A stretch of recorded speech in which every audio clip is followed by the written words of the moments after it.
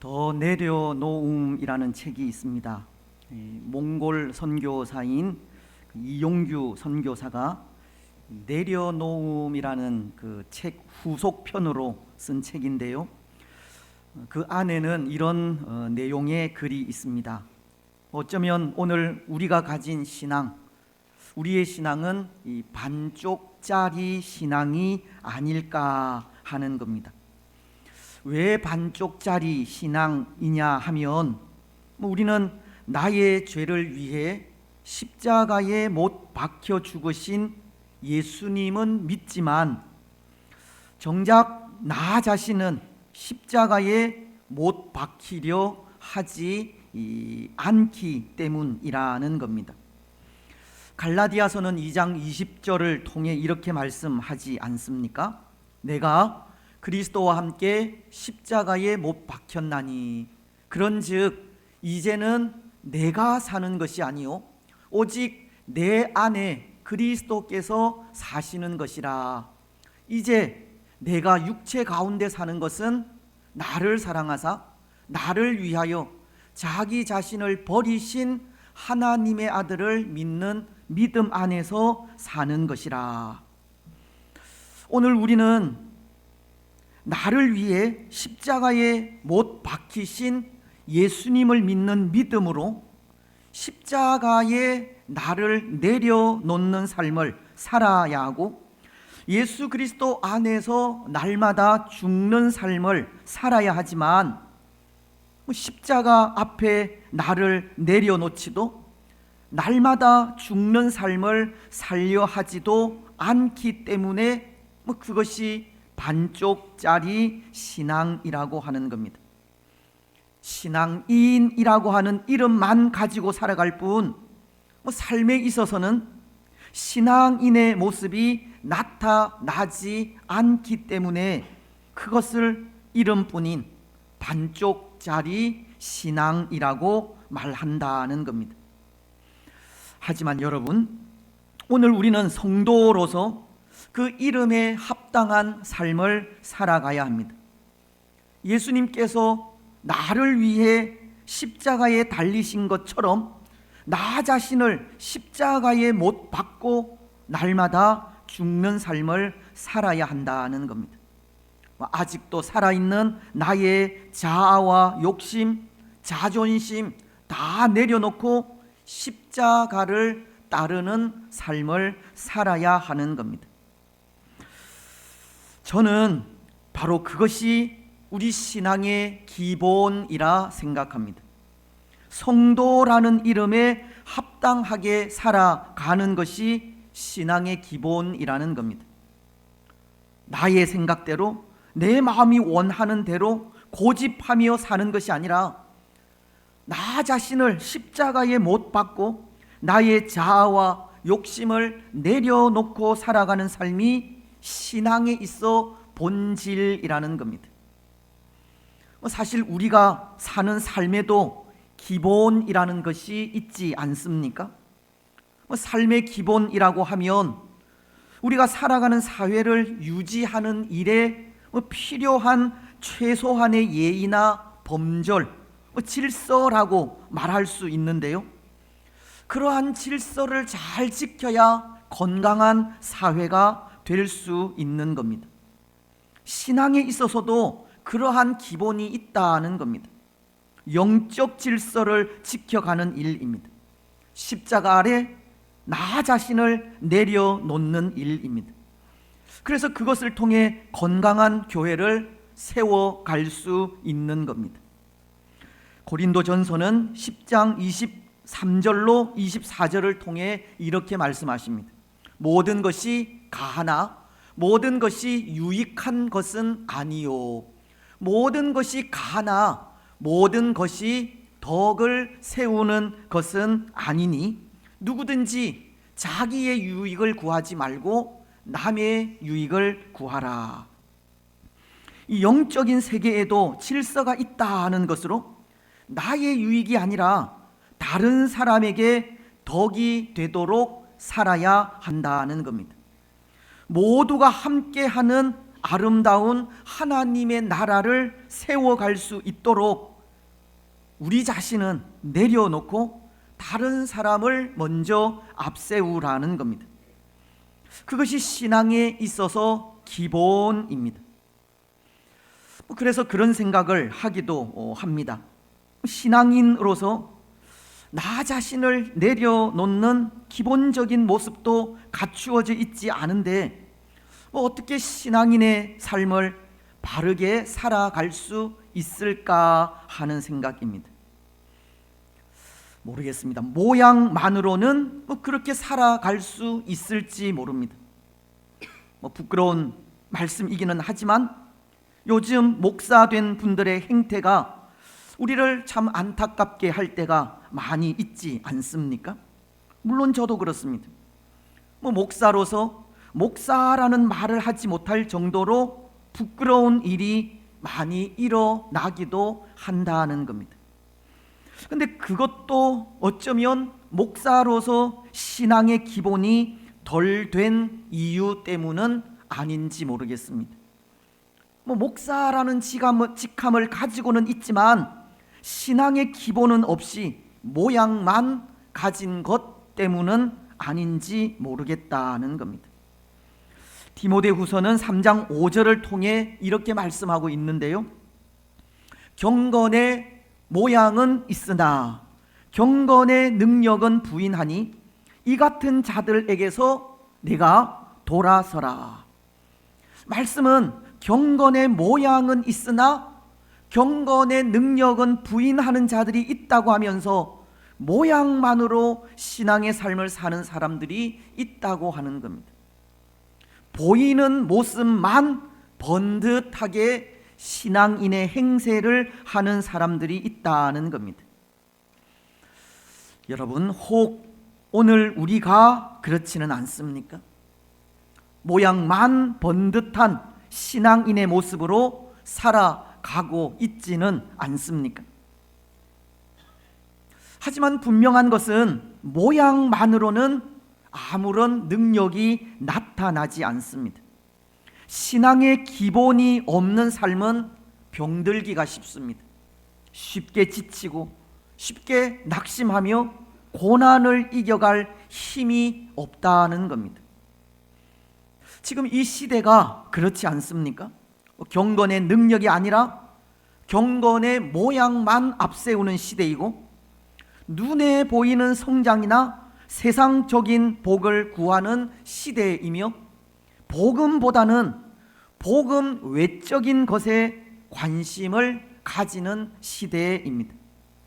오늘 이 시대는 신앙의 기본을 지키지 않는 시대라는 겁니다. 그러니 이 시대는 자그마한 시험에도 쉬이 넘어지는 겁니다. 쉽게 상처받고 쉽게 낙심하며 고난이 찾아오면 그것과 맞서 싸우려 하기보다 피할 길을 먼저 찾게 됩니다.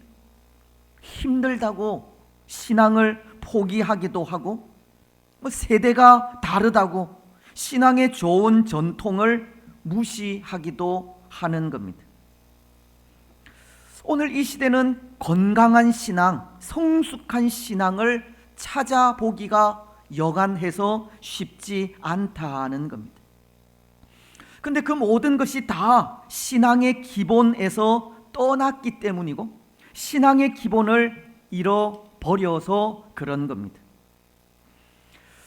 여러분, 그렇다면 오늘 이런 시대 속에 우리는 우리 신앙의 기본을 회복해야 하지 않겠습니까?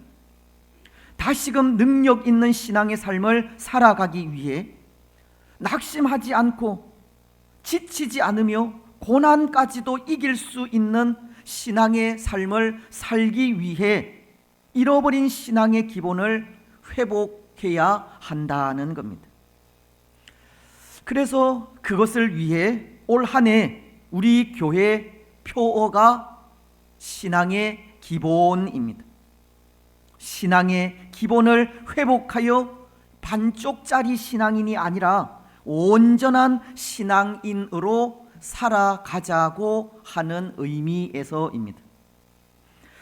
그렇습니다. 사랑하는 여러분, 오늘 우리는 혹 잃어버린 우리 신앙의 기본이 있다면 다시금 회복하시기 바랍니다. 잃어버린 신앙의 기본을 회복하여 그것을 잘 지켜 나아가시기 바랍니다. 그래서 회복하여 지켜가는 신앙의 기본을 통해 건강하고 성숙한 신앙인이 되시기 바랍니다.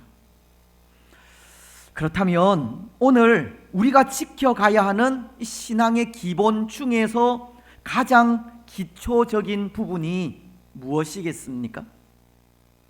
물론 그것은 앞서도 말씀을 드린 나를 위해 십자가에 못 박히신 예수님께 나 자신을 온전히 내려놓고 따르는 일입니다. 또 경건의 모양이 아니라 경건의 능력으로 살아가는 일도 기본 중에 하나입니다. 하지만 무엇보다도 우리 속에 하나님의 말씀으로 풍성히 거하게 하는 것이 아닐까 합니다. 오늘 우리가 읽은 본문도 이렇게 말씀하고 있습니다. 그리스도의 말씀이 너희 속에 풍성히 거하여 모든 지혜로 피차 가르치며 권면하고 시와 찬송과 신령한 노래를 부르며 감사하는 마음으로 하나님을 찬양하고. 말씀은 그리스도의 말씀이 너희 속에 풍성히 거하게 하라고 하십니다. 오늘 우리 믿음의 삶의 가장 기초적인 부분이 바로 이 부분이라는 겁니다. 하나님의 말씀입니다. 하나님의 말씀이 우리 속에 풍성히 거하게 하는 일입니다. 우리는 하나님의 말씀으로 우리 신앙의 기초를 놓아야 하고 하나님의 말씀으로 신앙이 자라가야 하며 하나님의 말씀으로 온전하고 구비하여 조금도 부족함이 없는 하나님의 사람이 되어야 합니다. 디모데후서는 3장 16절로 17절을 통해 이렇게 말씀하십니다. 모든 성경은 하나님의 감동으로 된 것으로 교훈과 책망과 바르게 함과 의로 교육하기에 유익하니 이는 하나님의 사람으로 온전하게 하며 모든 선한 일을 행할 능력을 갖추게 하려 함이라. 하나님의 말씀이 오늘 우리로 하여금 하나님의 사람으로 온전하게 한다고 하십니다. 그래서 우리 교회와도 같이 이 개혁주의 교회가 가진 신앙의 원리가 있는데요, 5가지입니다. 먼저 그 첫 번째는 개혁주의 신앙의 목적으로, 그 목적은 하나님께 영광입니다. 오직 하나님께 영광. 둘째는 신앙의 태도인데요, 그 태도는 오직 하나님 앞에서라는 자세를 가져야 한다는 겁니다. 세 번째는 개혁주의 신앙의 표준으로 오직 성경만이 우리 신앙의 표준이 된다는 겁니다. 네 번째는 신앙의 기초로 오직 믿음이고, 5번째는 믿음의 내용으로 오직 은혜입니다.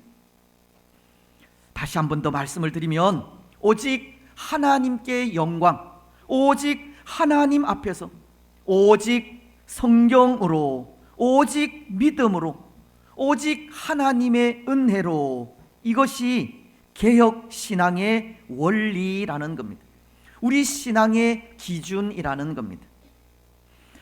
근데 여러분, 이 중에 우리 신앙의 표준을 말씀드렸는데요, 뭐였습니까? 우리 신앙의 표준은 성경, 오직 성경으로, 성경이 우리 신앙의 표준입니다. 이것은 하나님의 말씀이 신앙의 기본이라는 뜻입니다. 하나님의 말씀 위에 다른 그 어떤 것이 없고 하나님의 말씀 아래 그 어떤 것도 없다는 뜻입니다. 오직 기록된 하나님의 말씀이 전하고 가르치며 선포하는 말씀에 따라서 살아가야 한다는 겁니다. 물론 말씀만 너무 강조하다 보면 말과 지식에만 치우치게 되는 폐해가 생기기도 합니다. 가르치는 것은 은이고 신학과 체험은 동이며 삶은 금이다 라는 말도 있듯이 말씀 그대로 사는 삶이 가장 중요하고 제일이지만 이 말씀만을 너무 강조할 때 삶이 아니라 말과 지식에 치우치는 폐단이 생기기도 한다는 겁니다. 하지만 그럼에도 하나님의 말씀이 우리 신앙의 표준이 된다는 것은 말씀이 우리 신앙의 기초이기 때문입니다. 말씀이 신앙의 기본이 되지 않고서는 신앙은 자라지도 않을 뿐더러 한쪽으로 치우치게 되기도 하는 겁니다. 예를 들면 우리 신앙의 삶에는 기도의 삶이나 또 은사를 추구하는 삶, 사회 구원을 위한 활동 등 여러 분야가 있는데요. 이런 여러 분야들이 말씀이 기초가 되지 않으면 한쪽으로 치우쳐 잘못된 신앙으로 변질될 수가 있다는 겁니다.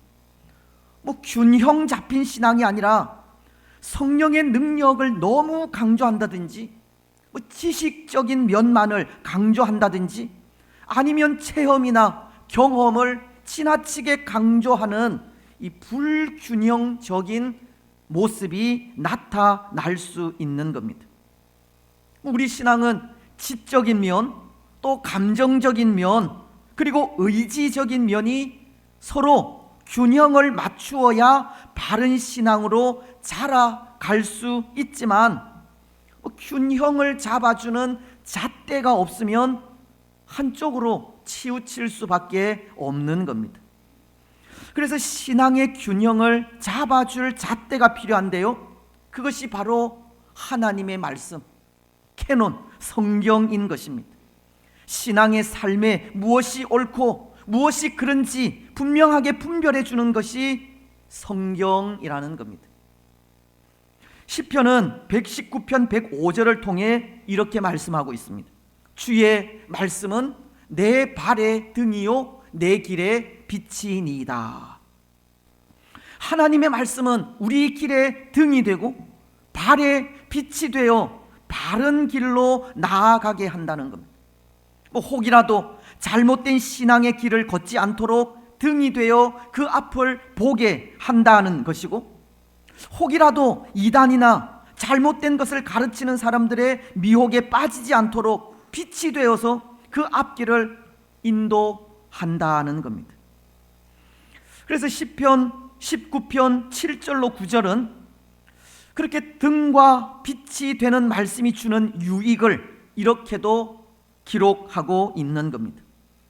여호와의 율법은 완전하여 영혼을 소성시키며 여호와의 증거는 확실하여 우둔한 자를 지혜롭게 하며 여호와의 교훈은 정직하여 마음을 기쁘게 하고 여호와의 계명은 순결하여 눈을 밝게 하시도다. 여호와를 경외하는 도는 정결하여 영원까지 이르고 여호와의 법도 진실하여 다 의로우니. 여러분, 하나님의 말씀이 주는 유익이 이렇습니다. 하나님의 말씀은 우리로 하여금 어느 한쪽에도 치우치지 않는 균형 잡힌 신앙인이 되게 하고 우리 신앙의 길을 바르게 지도하며 인도하고 우리를 지혜로운 사람으로, 정직하고 순결한 사람으로, 정결하고 깨끗한 사람으로 만드는 겁니다. 그러니 어떻게 하나님의 말씀을 사모하며 나아가지 않을 수 있겠습니까? 어찌 하나님의 말씀을 갈급해하며 나아가지 않을 수 있겠습니까? 우리는 사슴이 시냇물을 찾아 헤매는 것과도 같이 하나님의 말씀을 찾아야 하고 우리 마음속에 말씀으로 풍성히 채워야 합니다. 여러분, 오늘 우리는 하나님의 말씀이 항상 우리 속에 풍성히 거하게 하시기 바랍니다.